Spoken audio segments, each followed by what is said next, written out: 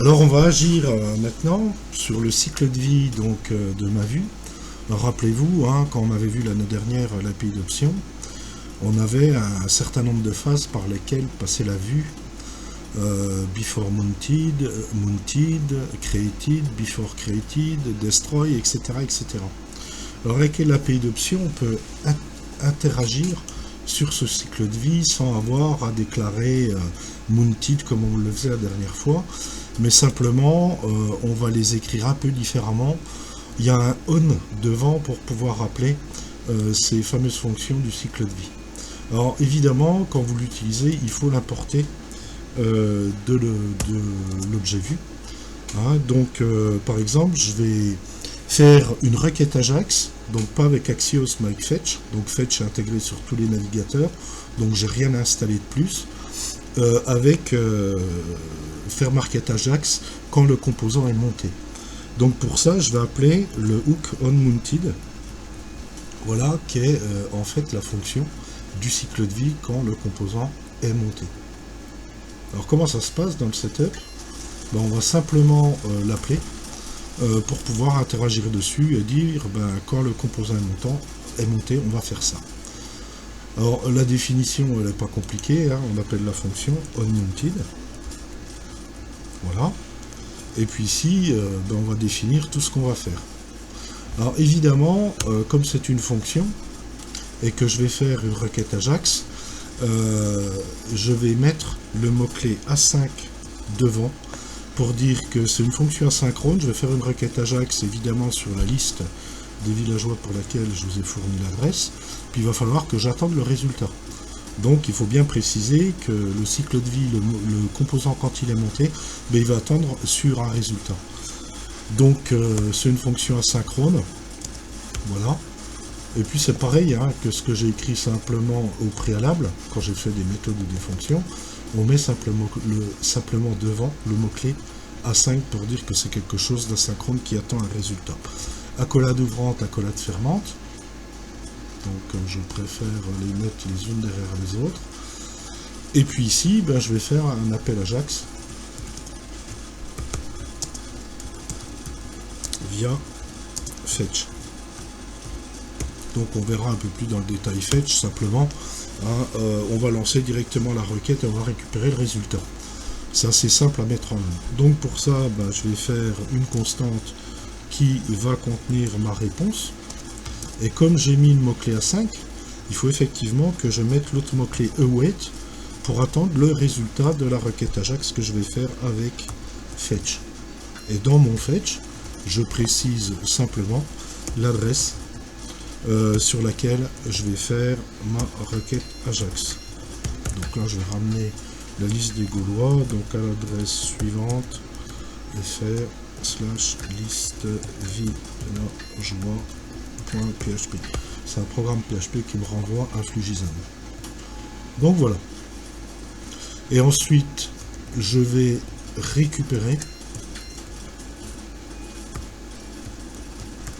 les résultats. Donc pour récupérer les résultats, il me faut quelque chose. Donc ici, je vais créer une ref.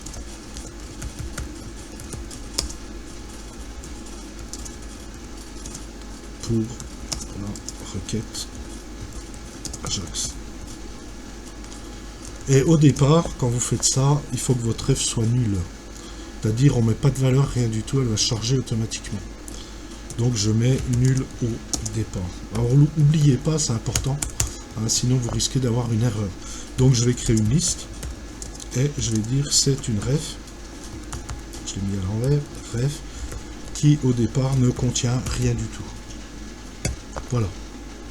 Et quand je récupère les résultats, je dis que ma liste.value est égale à l'attente. Toujours pareil, le mot-clé encore une fois await de la réponse dans laquelle j'ai récupéré les résultats à la ligne précédente et je veux évidemment que le résultat soit en JSON. Alors effectivement, il faut effectivement que votre flux vous renvoie quand même une structure qui soit assez proche du JSON pour qu'elle soit décodée. Donc voilà. Et ici je l'ai. Alors évidemment, je vais afficher dans la console.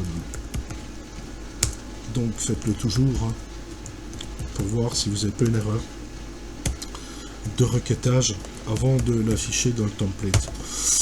Donc apparemment, bon, j'ai peut-être une erreur sur l'adresse, je vais ouvrir ça en grand, et puis ici, je vais inspecter la console, et vous voyez qu'effectivement, alors c'est dans Value, hein, et Target, vous avez bien les résultats de votre requête Ajax. Je vais simplement, cette fois-ci, l'afficher dans le template. On va pas faire compliqué, on va mettre simplement les noms des villageois. Donc je vais aller dans le template, une fois que j'ai récupéré mes résultats, je vais me positionner donc après ça, et puis je continue de la même façon. Voilà, je vais faire un titre, je vais mettre liste des villageois,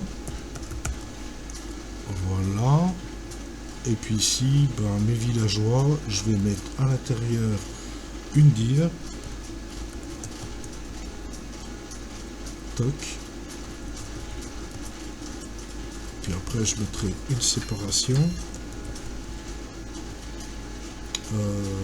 tiens, donc div, ouais, ok, maintenant elle est au même niveau que le H6, hein. Elle n'est pas inclus dedans. Ok, et puis dedans, je vais parcourir ma liste avec le classique vFor qui est égal à, donc je vais mettre v in liste, chaque villageois je vais l'appeler v. N'oubliez pas, c'est important, la clé de votre parcours. Donc mes villageois contiennent une valeur qui est l'ID, donc qui s'appelle ID, hein, comme ça c'est propre. Et puis ici je vais simplement afficher le v.id, l'ID de mon villageois, un tiret et puis le nom de mon villageois. Voilà. Une fois que j'ai fait ça, je vais vérifier si tout ça fonctionne. Effectivement, j'ai bien la liste de mes villageois. Alors vous voyez qu'ils ne sont pas classés par ordre, hein, comme la liste n'est pas ordonnée. Ils sont classés par ordre alphabétique et pas par ordre du ID. C'est la requête Ajax qui me renvoie le tri par ordre alphabétique. Donc voilà, hein, pour une requête Ajax dans le cycle de vie de ma vue.